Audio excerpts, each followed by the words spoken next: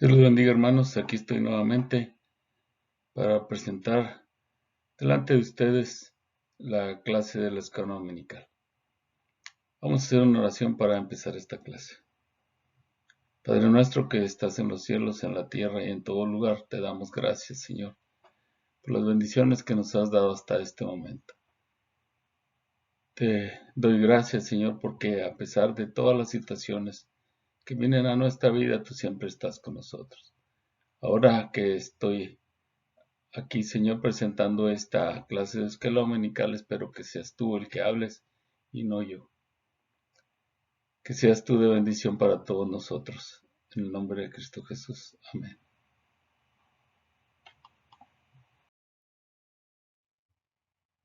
La clase del día de hoy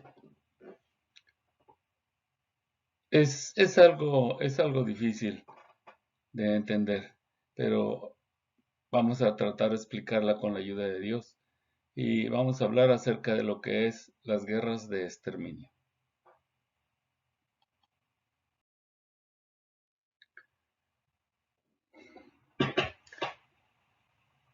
Sabemos bien que Dios creó al mundo como un lugar de perfecta armonía, pero la entrada del mal destruyó su armonía y destrozó la relación de la humanidad con Dios.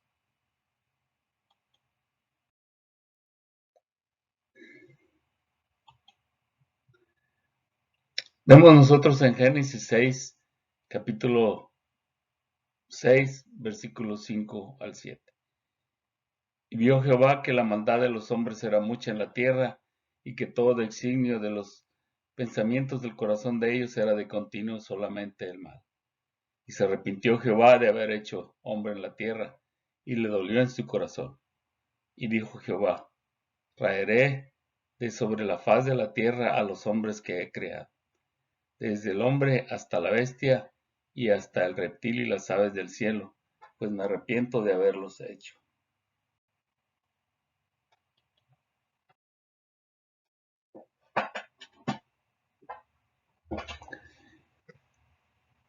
A lo largo de la Biblia, nosotros encontramos ejemplos del juicio de Dios sobre el mal, y alguno de ellos pudiéramos decir que está en Génesis 19. Todo el capítulo 19 de Génesis nos habla acerca de Sodoma y Gomorra, y en el capítulo 5 de Hechos nos habla de Ananías y Zafira.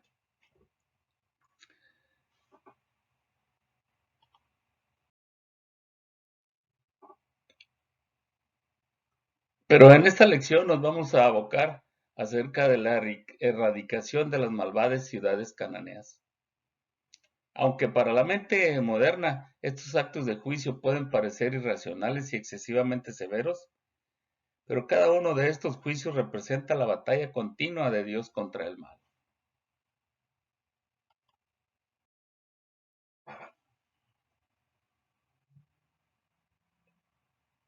La verdad central de esta clase dice así: Dios nos permite vivir victoriosamente sobre el mal.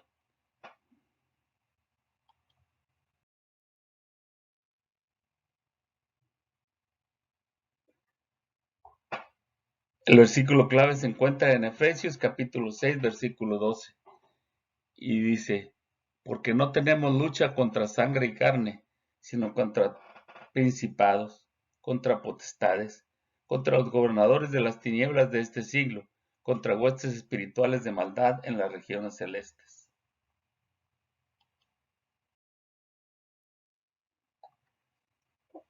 El objetivo de nuestra clase va a ser el que podamos obtener nosotros una mejor comprensión de las guerras de exterminio libradas por el antiguo Israel y buscar la paz.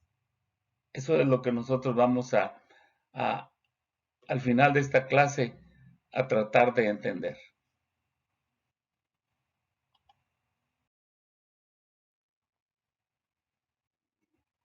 Y la meta de nuestro estudio va a ser que al final de este estudio vamos a reconocer que la lectura de las escrituras nos va a generar preguntas sobre otras enseñanzas en la Biblia. Y además de eso, nos acercaremos a la Biblia con fe, porque todo esto, nosotros debemos de entenderlo en función de una totalidad. Y vamos a confiar aún más en el Espíritu como guía a la verdad de la palabra y la voluntad de Dios.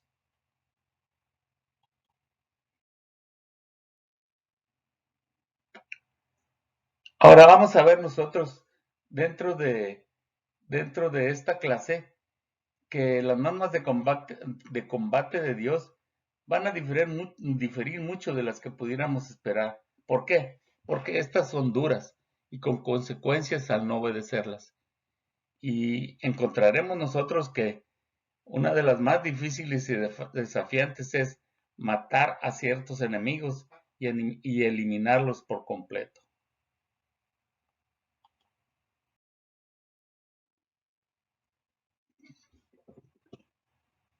Esta lección nos va a recordar que el mal está presente en el mundo y que estamos en una batalla contra el mal y Dios juzga el mal.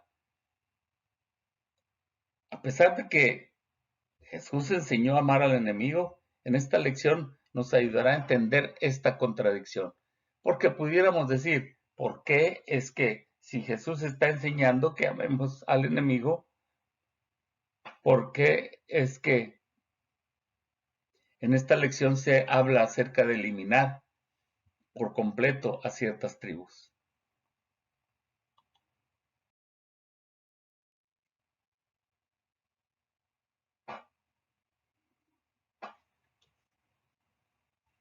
Vamos a ver cuál es el mandato para tales guerras. Y esto es, dentro de este punto vamos a ver acerca de la conquista de Canaán, y las pautas que se tenían que seguir en ese momento para esa guerra. Y sobre todo el juicio sobre los amalecitas.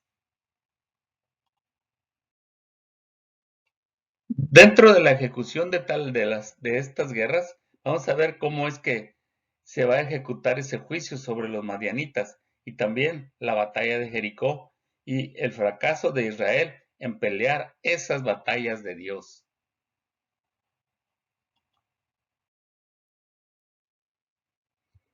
Pero también tenemos que verlo desde una perspectiva cristiana. ¿Qué vamos a hacer nosotros en este mundo turbulento? ¿Cuál es la misión de la iglesia? Y la necesidad que tenemos nosotros de esta guerra espiritual.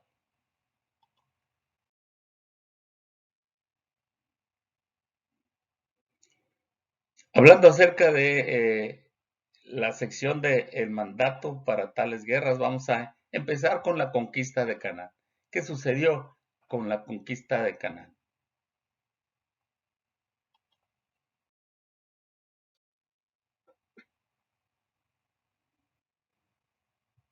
Deuteronomio capítulo 7, versículo 1 al 6, dice así.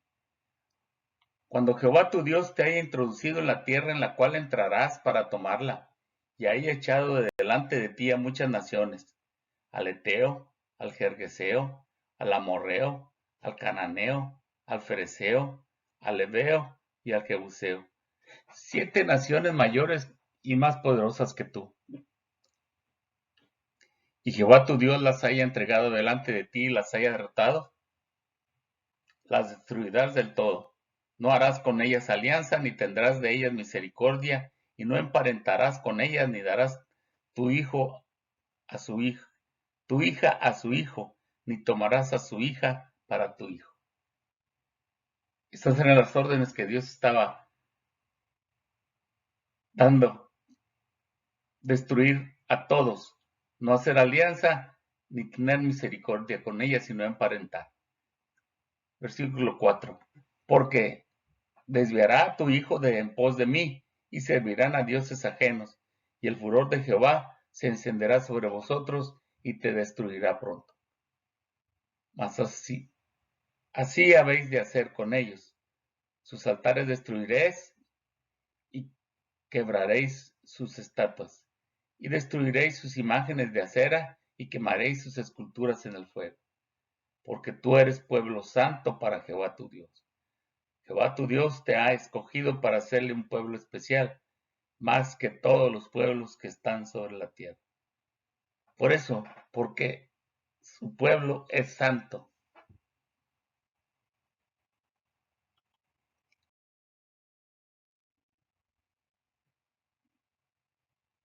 Deuteronomio capítulo 7, versículo 16 dice también así: y consumirás a todos los pueblos que te da Jehová tu Dios. No los perdonará tu ojo, ni servirás a sus dioses porque te será tropiezo.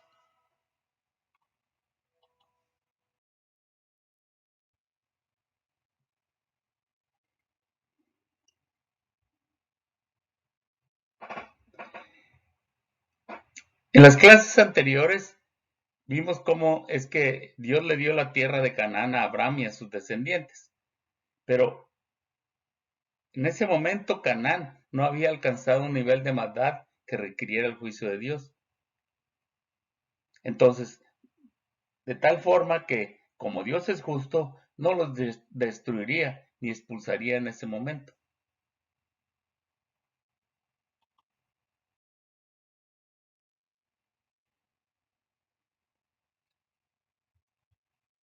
Pero pasaron 400 años que Israel vivió en Egipto.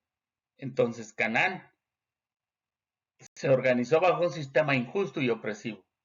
Además, su religión se degeneró. ¿Por qué? Porque sacrificaron sus propios hijos a sus dioses, practicaron rituales ocultos basados en brujería y actividad demoníaca. Esto lo podemos ver en Deuteronomio capítulo 18, versículos 9 al 14.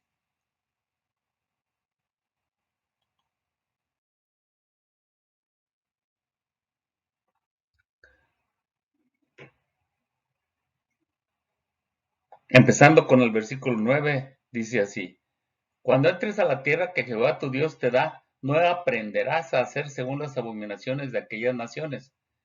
No se ha hallado en ti quien haga pasar a su hijo o a su hija por el fuego, ni quien practique adivinación, ni agorero, ni sortílego, ni hechicero, ni encantador, ni adivino, ni mago, ni quien consulte a los muertos, porque es abominación para con Jehová, cualquiera que hace estas cosas. Y por esas abominaciones Jehová tu Dios echa estas naciones de delante de ti. Perfecto serás delante de Jehová tu Dios.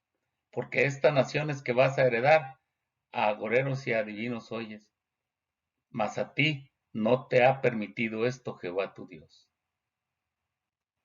Vuelve aquí el Señor a decir, ¿se da cuenta? Vuelve el Señor a decir, perfecto serás delante de Jehová tu Dios.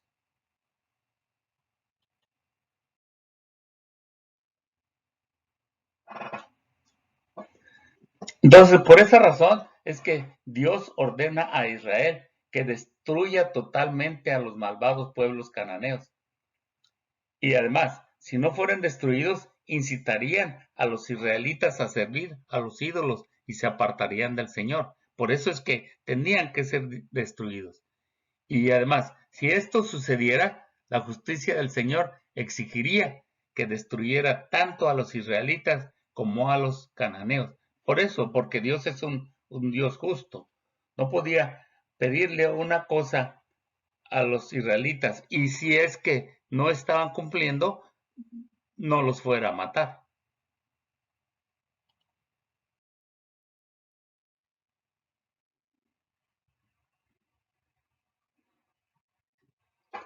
También podemos ver aquí que la completa destrucción de los cananeos señala dos importantes conclusiones teológicas.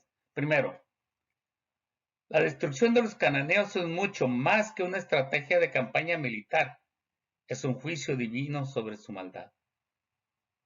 Segundo, el pueblo de Dios nunca debe comprometerse con el mal y la idolatría. Porque hay una cosa, si nosotros permitimos que el pecado permanezca sin respuesta en nuestras vidas, nuestras familias y la iglesia, eventualmente dañará nuestra relación con Dios.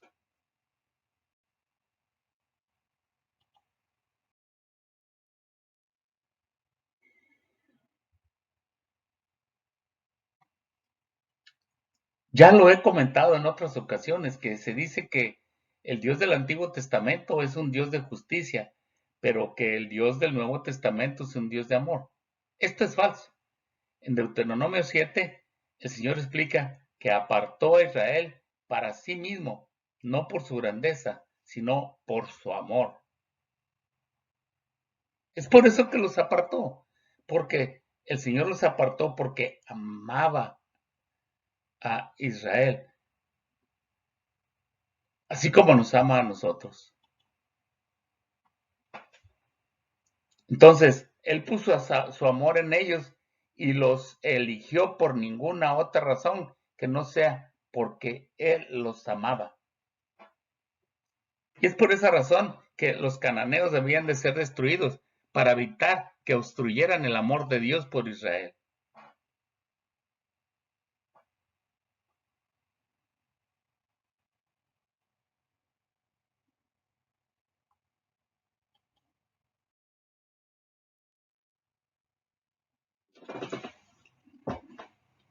Vamos a ver ahora lo que son las pautas que el Señor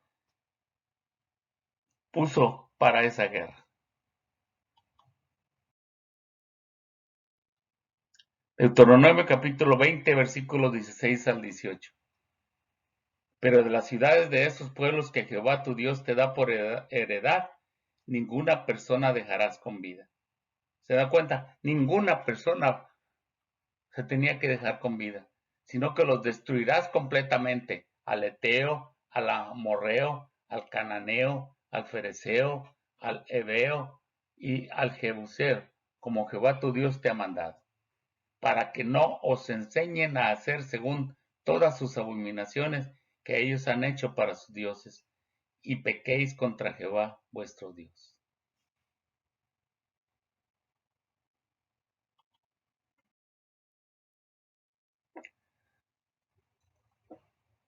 Deuteronomio 7 dio Dios instrucciones para la conquista de la tierra prometida. Pero en el capítulo 20 da Dios instrucciones sobre la guerra. ¿Cuáles fueron esas? Una de ellas, la orden de destruir totalmente al enemigo. Solo se aplica a las ciudades de la tierra prometida que habían estado bajo el juicio de Dios. Y que cada vez que Israel lucha contra una ciudad fuera de Canaán, permitirán que la ciudad se rinda para no ser asesinados. Si así lo hacen, pagarán impuesto. ¿Se da usted cuenta? No a todos, solamente se va a aplicar a aquellas ciudades de la tierra prometida que están bajo el juicio de Dios. Y además, todas las demás ciudades se les va a permitir que se rindan para no ser asesinados. Y además de eso, después van a pagar un impuesto.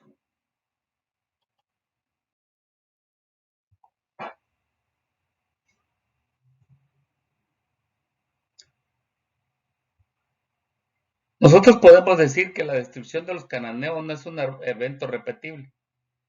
A Israel no se le dice que destruya a los asirios, a los babilonios, a los egipcios, ni a ningún otro opresor. Entonces, la conquista de Canaán nunca debe de usarse para justificar un genocidio. No quiere decir que el Señor va a destruir a todo mundo o que destruyó a todos. No, no se aplica a los asirios, los babilonios, a los egipcios, ni a ningún otro opresor.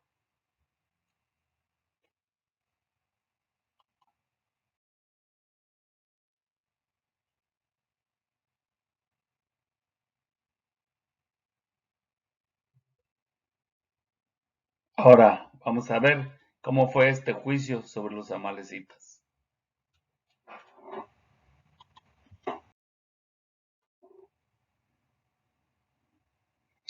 Deuteronomio capítulo 25, versículo 17 al 19. Acuérdate de lo que hizo Amalec contigo en el camino cuando salías de Egipto. de cómo te salió al encuentro en el camino y te desbarató la retaguardia de todos los débiles que iban detrás de ti, cuando tú estabas cansado y trabajado. Y no tuvo ningún temor de Dios. Por tanto, cuando Jehová tu Dios te dé descanso de todos sus enemigos alrededor, en la tierra que Jehová tu Dios te da por heredad para que la poseas, borrarás la memoria de Amalek de debajo del cielo. No lo olvides.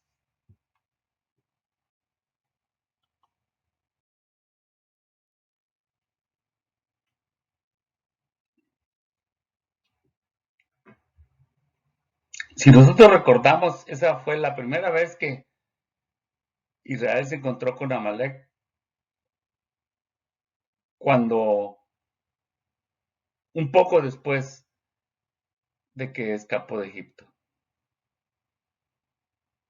Los amalecitas los vieron viajando por el desierto y quisieron aprovechar la oportunidad. Hay una cosa aquí, que lo malvado de este ataque es que no fue de frente, fue por detrás, y donde estaban los más débiles, cansados, mujeres y niños. Por eso es que el Señor también lo tomó esto como una desventaja para el pueblo de Israel, y como que los amalecitas se aprovecharon de esto, se aprovecharon de la debilidad y de las mujeres y los niños. Es por esa razón que el Señor tenía que destruir a Amalek.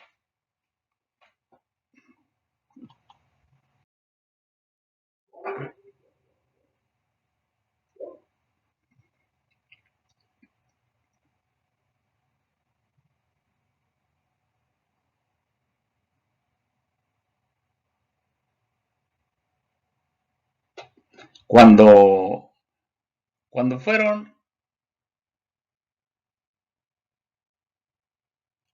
cuando el ejército de los amalecitas vino a luchar contra el ejército israelita,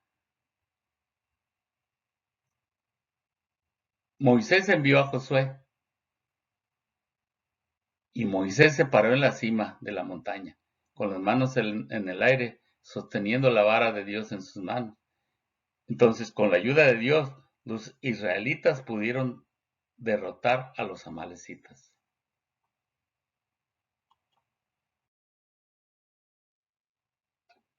Éxodo capítulo 17, versículo 9.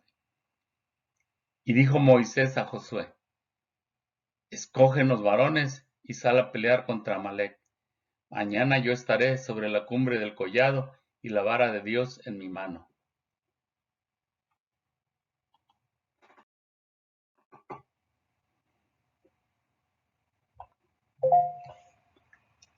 La historia de Israel contra los amalecitas continúa unos 300 años después, cuando Saúl se convierte en el primer rey de Israel.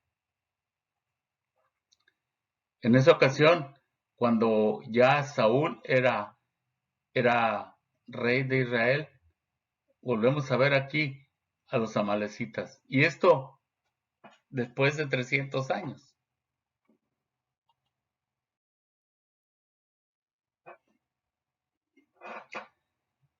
Lo vemos en Primera de Samuel, capítulo 15, versículo 1 al 3. Después Samuel dijo a Saúl: Jehová me envió a que te ungiese por rey sobre su pueblo, Israel. Ahora pues, está atento a las palabras de Jehová. Así ha dicho Jehová de los ejércitos: yo castigaré lo que hizo Amalek a Israel, al oponérsele en el camino cuando subió a Egipto. Ve pues y hiere a Amalek, y destruye todo lo que tiene, y no te apiades de él. Mata a hombres, mujeres, niños, y aun los de pecho, vacas, ovejas, camellos y asnos.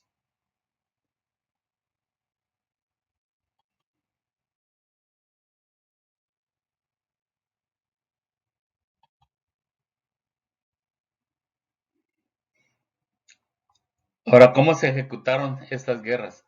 Vamos a ver cómo es que el Señor hizo el juicio sobre los madianitas.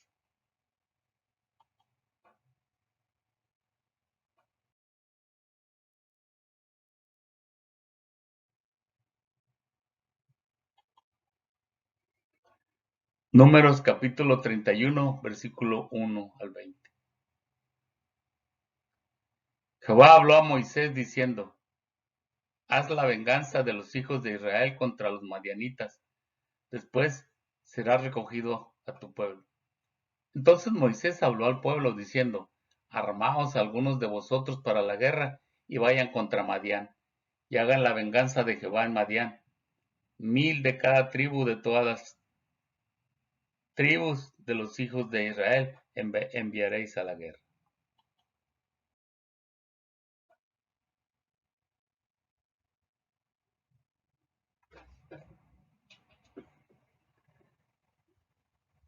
¿Cuál fue el consejo del Señor para Moisés antes de entrar a la tierra prometida y antes de dejarle su lugar a Josué? Esto fue que reuniera el ejército y que ejecutara el juicio sobre los madianitas.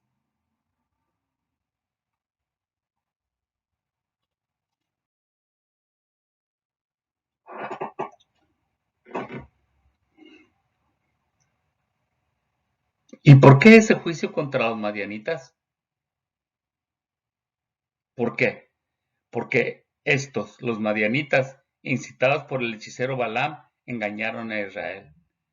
Los condujeron a la idolatría y a la inmoralidad sexual. Dios estaba enojado con Israel, con los madianitas y con Balaam, por haber provocado a los israelitas a pecar.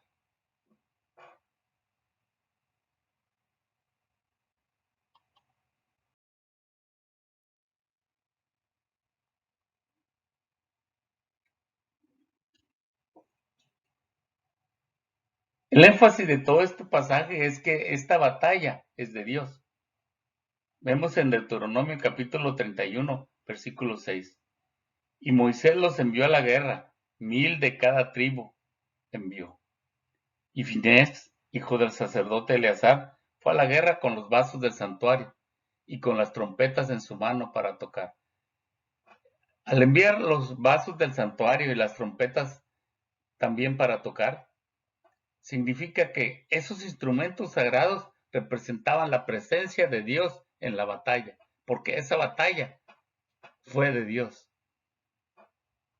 Como cualquier batalla que nosotros tenemos en este momento, las batallas que nosotros en este momento tenemos son batallas espirituales. El enemigo está en contra de nosotros porque queremos nosotros servir al Señor. Y todas esas son batallas espirituales que tenemos nosotros, pero esas batallas tenemos que entender que esa batalla no es de nosotros, es de Dios.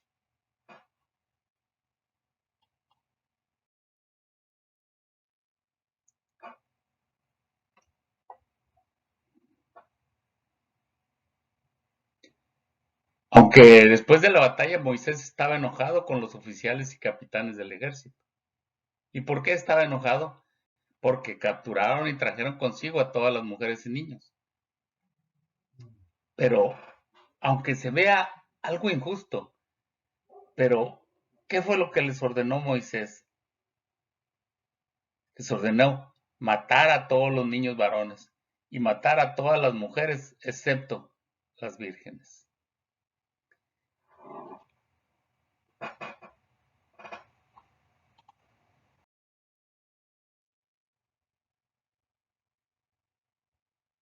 Nosotros podemos pensar, ¿cuál es el propósito de esta batalla? Pues el propósito de esta batalla es ejecutar el juicio de Dios sobre el mal, porque Dios toma el pecado en serio, no hace distinciones. Salmos 34, 14 al 16 dice: Apártate del mal y haz el bien, busca la paz y síguela. Los ojos de Jehová están sobre los justos, y atentos sus oídos al clamor de ellos. La ira de Jehová contra los que hacen mal, para cortar de la tierra la memoria de ellos. No hagamos enojar a Jehová haciendo el mal, porque nos puede cortar de la memoria, porque como al principio de este versículo 14 dice: apartémonos del mal y hagamos el bien. y sigamos la paz y busquémosla. Entonces, los ojos del Señor van a estar sobre nosotros y atentos los oídos suyos al clamor de nosotros.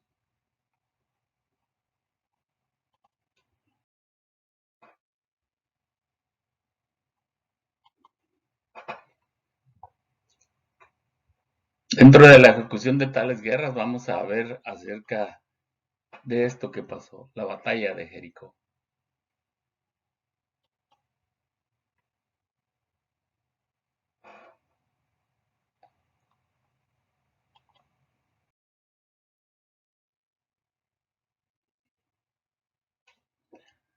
Josué capítulo 6, versículo 1 y 2.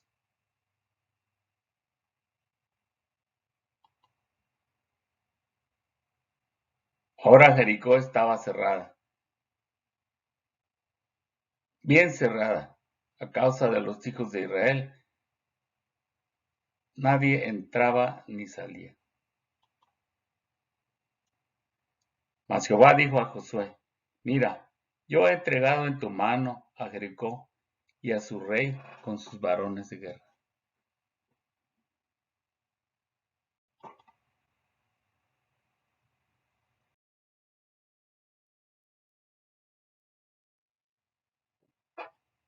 Seguimos viendo en el capítulo 6, versículo 15 al 21.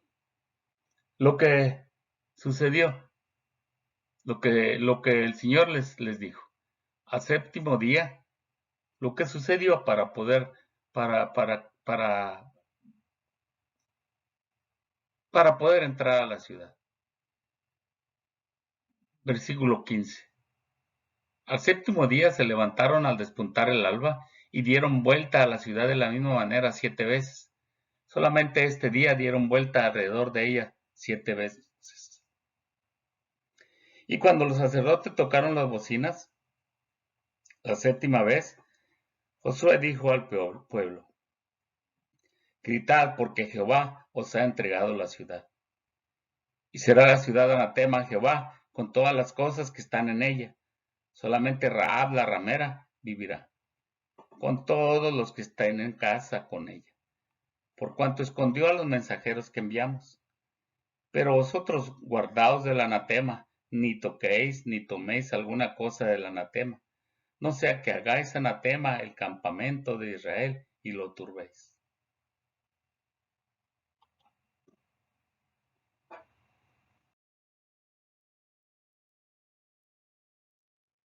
Seguimos con el versículo 19. Mas toda la plata y el oro, y los utensilios de bronce y de hierro, sean consagrados a Jehová, y entren en el tesoro de Jehová. Entonces el pueblo gritó, y los sacerdotes tocaron las bocinas, y aconteció que cuando el pueblo hubo oído el sonido de la bocina, gritó con gran vocerío, y el muro se derrumbó. El pueblo subió luego a la ciudad, cada uno derecho hacia adelante, y la tomaron, y destruyeron a filo de espada todo lo que en la ciudad había, hombres y mujeres, jóvenes y viejos, hasta los bueyes, las ovejas y los asnos.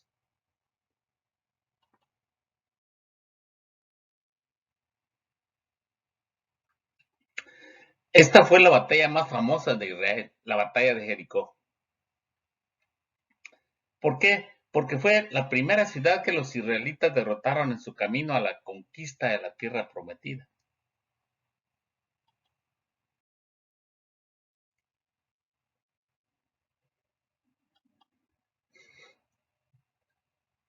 Ahora, hay varios testimonios que dan testimonios de que fue la batalla de Dios. ¿Cuáles serían estos? Porque esta fue la batalla de Dios.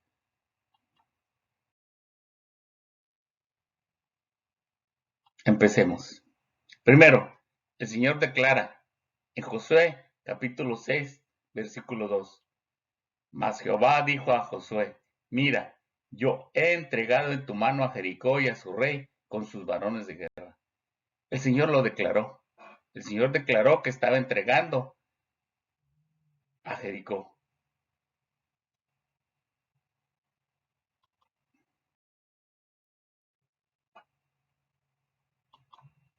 Segundo, ese extraño procedimiento de marchar alrededor de la ciudad durante 7 días y luego al séptimo día tocar las trompetas y gritar.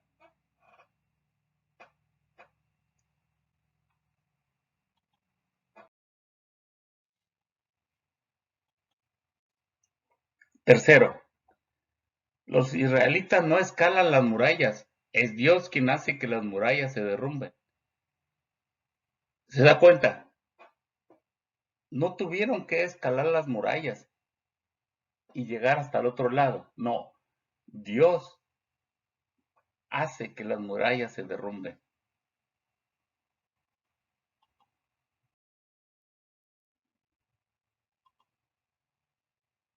Y cuarto, todo en Jericó se declara propiedad de Dios y debe de ser dedicado al Señor. Todo eso tenía que ser dedicado al Señor. Todas las propiedades.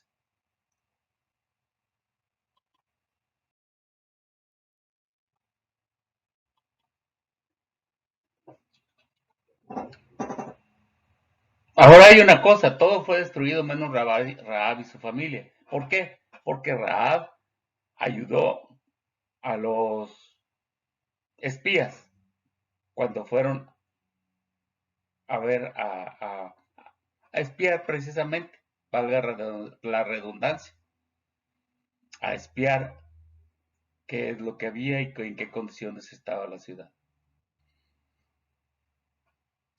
Todo el botín fue consagrado al Señor. Pero hay una cosa, más tarde nos vamos a enterar que Acán tomó algo para sí. Josué capítulo 7, versículo 1. Pero los hijos de Israel cometieron una prevaricación en cuanto al anatema, porque Acán, hijo de Carmi, hijo de Sabdi, hijo de Sera, de la tribu de Judá, tomó del anatema, y la ira de Jehová se encendió contra los hijos de Israel.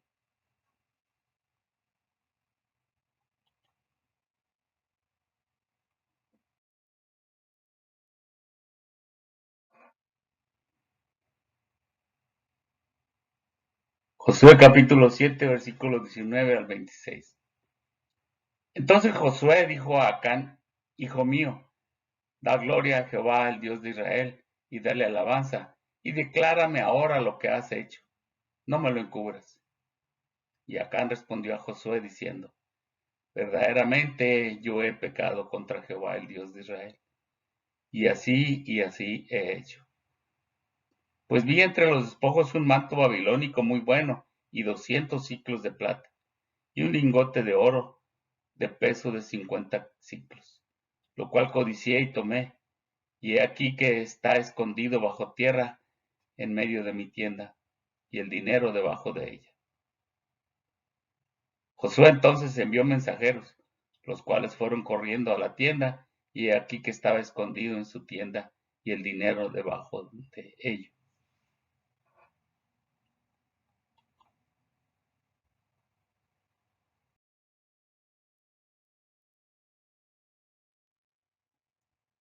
Y seguimos con el versículo 23. Y tomándolo de en medio de la tienda, lo trajeron a Josué y a todos los hijos de Israel, y lo pusieron delante de Jehová. Entonces Josué y todo Israel con él tomaron a Acán, hijo de Sera, el dinero, el manto, el lingote de oro, sus hijos, sus hijas, sus bueyes, sus asnos, sus ovejas, su tienda y todo cuanto tenía, y lo llevaron todo al valle de Acor. Y le dijo Josué, ¿por qué nos has turbado? Túrbete Jehová en este día. Y todos los israelitas los apedrearon y los quemaron después de apedrearlos. Y levantaron sobre él un gran montón de piedras que permanece hasta hoy, y Jehová se volvió del ardor de su ira. Y por esto aquel lugar se llama el Valle de Acor hasta hoy. Aquí podemos ver cómo es que el Señor nos ordena algo. Si no lo hacemos, va a haber consecuencias. Va a haber consecuencias para nosotros. Desde aquel tiempo las hubo.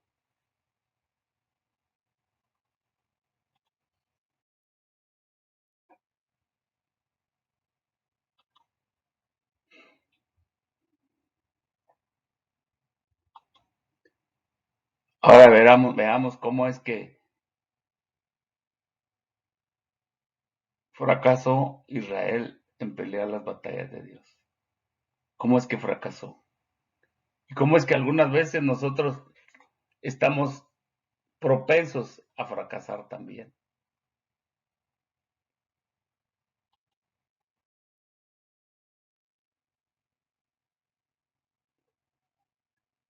Jueces capítulo 1, versículo 28. Pero cuando Israel se sintió fuerte, hizo al cananeo tributario, mas no lo arrojó. Algunas veces nosotros creemos y queremos sacar provecho de algo que nosotros creemos que ya estamos fuertes en ello. Pero aquí lo podemos ver desde aquel tiempo. Israel estaba fallando porque en aquel momento se sintió fuerte, pero por esa razón no arrojó al cananeo, sino que lo hizo tributario.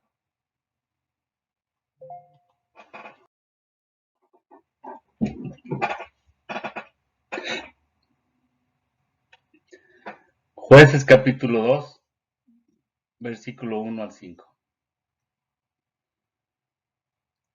El ángel de Jehová subió de Gilgal a Boquim y dijo: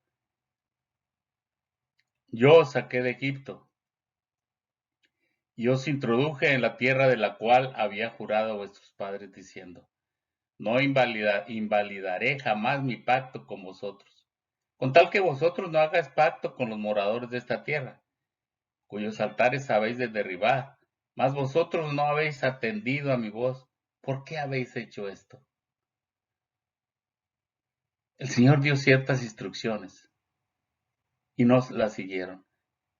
Como les digo, a veces el Señor nos da ciertas instrucciones y no las queremos seguir o no las seguimos tal y como nos las dice. Y eso va a tener en nosotros, y no tan solamente en nosotros, hasta en nuestra familia va a tener consecuencias.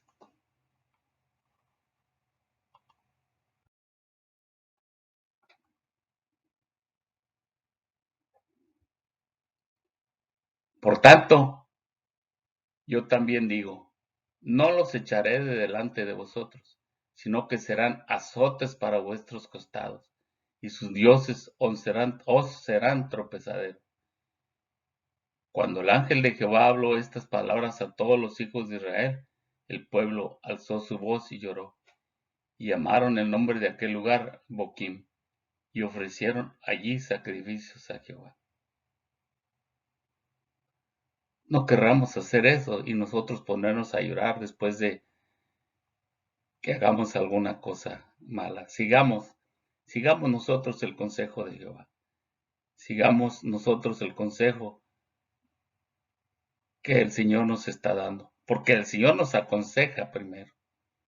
Tenemos libre albedrío nosotros de aceptar las cosas que el Señor nos está ofreciendo como buenas, porque realmente son buenas,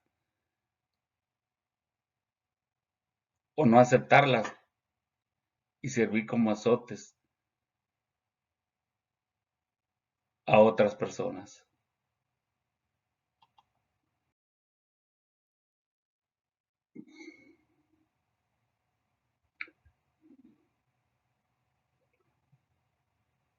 Aquí podemos ver nosotros que a los israelitas se les ordenó no hacer pacto con los cananeos. ¿Y qué hicieron? Al morir Josué, se alejaron del mandato de Dios. Prefirieron hacerlos pagar impuestos. Incluso se casaron con los cananeos. Hay tantas cosas que ellos pensaron que era nada más porque estaban siguiendo a Josué, y al morir Josué, se alejaron de todo esto.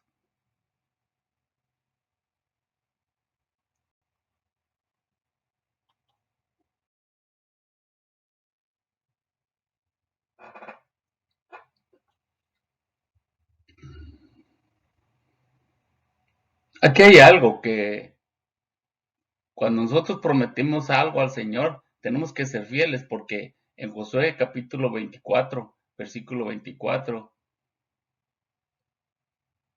el pueblo de Israel le había prometido al Señor ser fiel. Y el pueblo respondió a Josué: a Jehová nuestro Dios serviremos y a su voz obedeceremos. Mientras el Señor les había sido fiel a ellos, en cambio, ellos le fueron infieles. ¿Y qué sucedió? El Señor envía a su ángel para reprender a los israelitas y a llamarlos al arrepentimiento. Como le digo, todo esto nos está ayudando a nosotros a entender que tenemos que seguir el consejo del Señor, y si le prometimos algo, tenemos que hacerlo, tenemos que ejecutar esa promesa que le estamos haciendo al Señor, porque si no, nos vamos a arrepentir, vamos a llorar.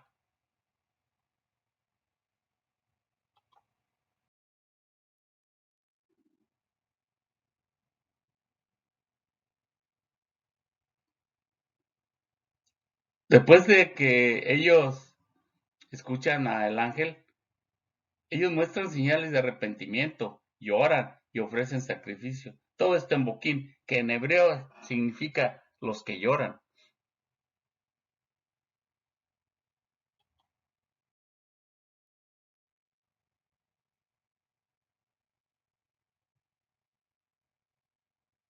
¿Qué es lo que sucede cuando desobedecemos al Señor? El Señor ya nos ha entregado muchas cosas a nosotros, como a Israel, que en esa ocasión ya los había llevado y habían entrado los israelitas a la tierra prometida con gritos de victoria. Pero la desobediencia de ellos los llevó hasta un lugar de tristeza y arrepentimiento. No querramos llegar a ese lugar nosotros.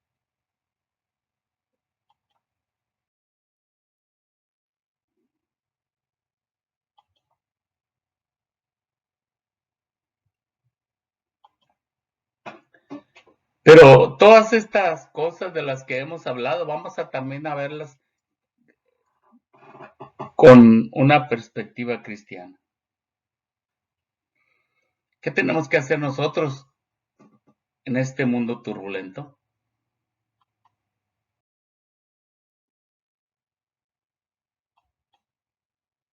Mateo capítulo 24, versículos 6 a 8.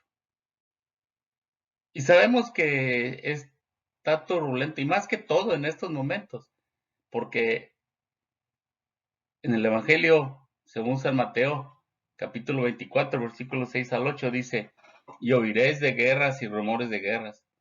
Mirad que no os turbéis, porque es necesario que todo esto acontezca, pero aún no es el fin, porque se levantarán nación contra nación y reino contra reino, y habrá pestes y hambres y terremotos en diferentes lugares, y todo esto será principio de dolor. Ya está dicho todo esto, ya está dicho todo esto. Nomás no nos turbéis, no nos turbemos nosotros, que no se turben nuestros corazones.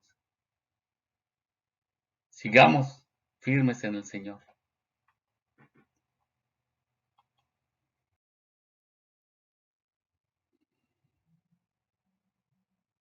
¿Por qué? Porque hay un plan para nuestras vidas. ¿Cuál es ese plan? Un mundo de paz y armonía. ¿Y cuándo vamos a nosotros llegar a ese plan? ¿Cuándo se va a cumplir ese plan? Hasta que el Señor regrese y establezca su reino. Mientras tanto, el mundo va a experimentar guerras y violencia. ¿Y qué es lo que causa todas esas guerras y violencia? Nosotros lo vemos. El orgullo, la codicia, la animosidad, la envidia y el miedo. Estos son los enemigos de la guerra que tiene que librar la iglesia actual. Esa guerra que nosotros tenemos que librar es contra el orgullo, contra la codicia, la animosidad, la envidia y el miedo.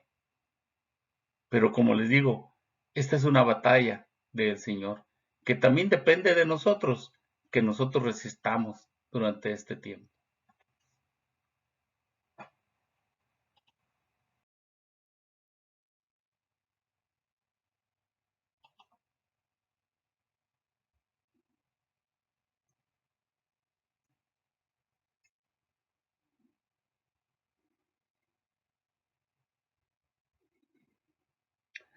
Es una guerra muy diferente a la de Israel, porque a Israel nunca se le ordenó atacar o destruir alguna otra nación. Después de tomar posesión de la tierra prometida, las batallas de Israel fueron solamente defensivas, en protección de la tierra que Dios les había dado.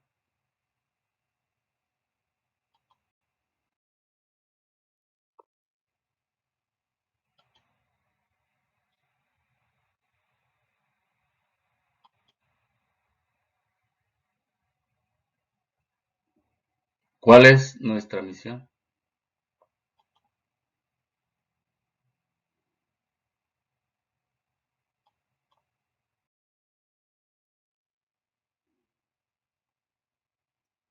Mateo capítulo 28, versículos 19 al 20. Por tanto, id y haced discípulos a todas las naciones, bautizándolos en el nombre del Padre y del Hijo y del Espíritu Santo, enseñándoles que guarden todas las cosas que os he mandado. Y aquí yo estoy con vosotros todos los días hasta el fin del mundo. Esa es nuestra misión, el hablarles a todos los que no conocen acerca del Señor y bautizarlos en el nombre del Padre, del Hijo y del Espíritu Santo. Y dentro de todas estas cosas también tenemos que enseñarles que las guarden todas las cosas que el Señor nos ha mandado, porque como quiera, el mismo Señor está con nosotros todos los días hasta el fin del mundo.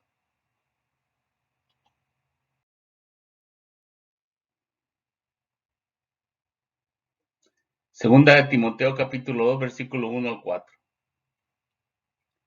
Tú pues, hijo mío, esfuérzate en la gracia que es en Cristo Jesús. Lo que has oído de mí ante muchos testigos, esto encarga a hombres fieles que sean idóneos para enseñar también a otros. Tú pues, sufre penalidades como buen soldado de Jesucristo. Ninguno que milita se enreda en los negocios de la vida a fin de agradar a aquel que lo tomó por soldado. Tenemos que esforzarnos. No es cosa fácil. El Señor lo habla, lo habla y lo dice, que nos esforcemos.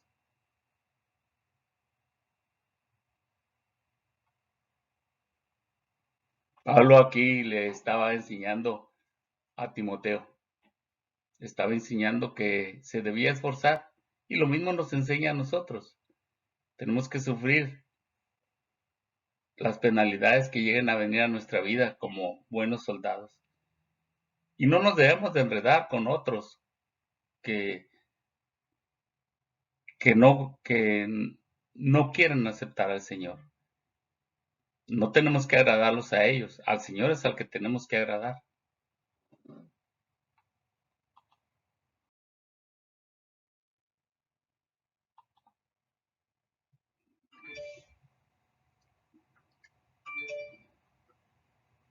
Dios usó a los israelitas para castigar el mal de los cananeos, pero después les dio instrucciones de vivir en paz con sus vecinos.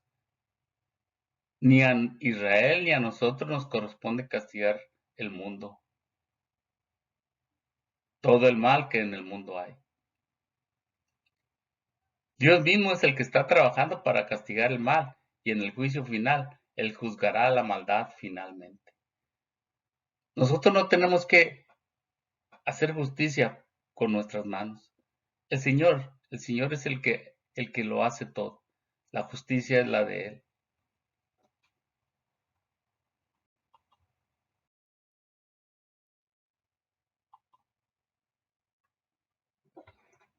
Y como les he dicho, la batalla por este mundo no es una batalla física y carnal. Como en 2 Corintios capítulo 10, versículo 4 dice, porque las armas de nuestra milicia no son carnales, sino poderosas en Dios para la destrucción de fortalezas.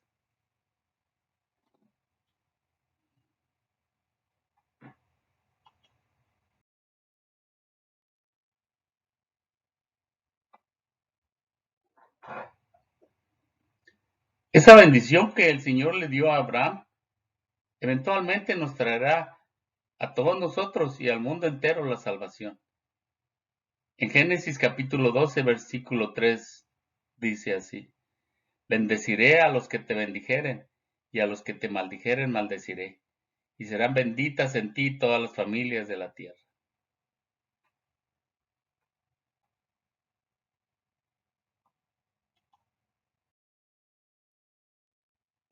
¿Y cuál es nuestro trabajo entonces?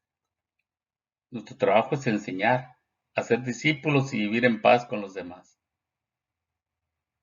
Romanos capítulo 12, versículo 18 dice así: si es posible, en cuanto dependa de vosotros, estad en paz con todos los hombres. Siempre hay que estar en paz. Hay que estar en paz con toda la gente.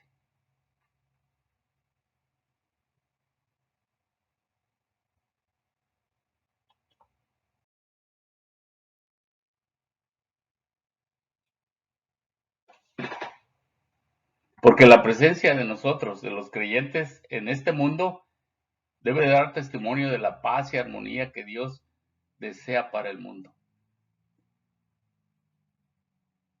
En Mateo capítulo 5, versículo 9, la palabra del Señor para nosotros es: bienaventurados los pacificadores, porque ellos serán llamados hijos de Dios. Queremos ser llamados hijos de Dios, seamos pacificadores.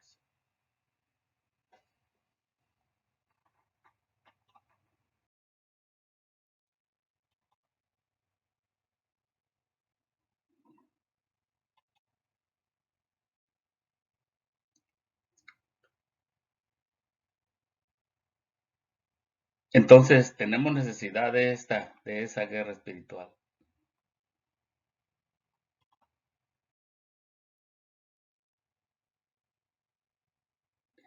Efesios capítulo 6, versículo 11 al 13 dice así: vestidos de toda la armadura de Dios, para que podáis estar firmes contra las acechanzas del diablo. Porque no tenemos lucha contra sangre y carne, sino contra principados, contra potestades, contra los gobernadores de las tinieblas de este siglo, contra huestes espirituales de maldad en las regiones celestes. Por tanto, tomad toda la armadura de Dios, para que podáis resistir en el día malo, y habiendo acabado todo, está firmes. Tenemos que vestirnos de esa armadura que Dios nos ha dado, para poder estar firmes, porque aquí lo dice en Efesios, no, nuestra lucha no es contra sangre y carne, sino contra principados. Toda esa huestes de maldad que hay.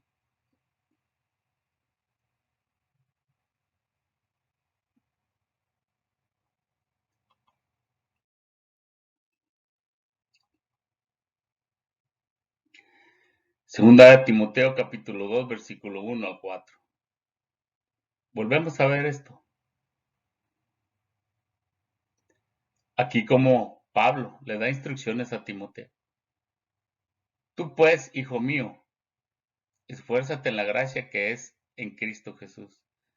Lo que has oído de mí ante muchos testigos, esto encarga a hombres fieles que sean idóneos para enseñar también a otros. Tú pues, sufre penalidades como buen soldado de Jesucristo. Ninguno que milita se enreda en los negocios de la vida a fin de agradar a aquel que lo tomó por soldado. Son instrucciones muy buenas que tenemos que seguir nosotros, instrucciones que Pablo le estaba dando a Timoteo.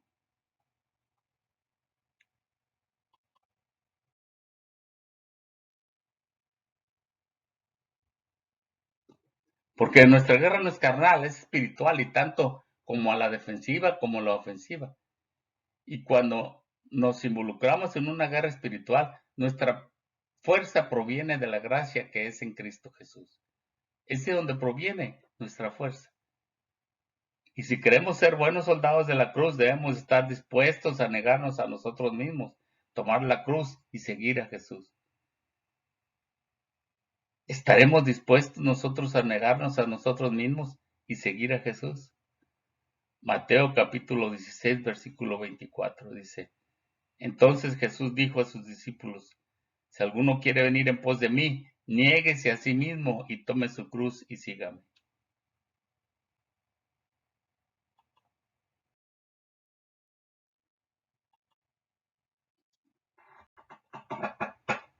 Con esto damos por terminada la lección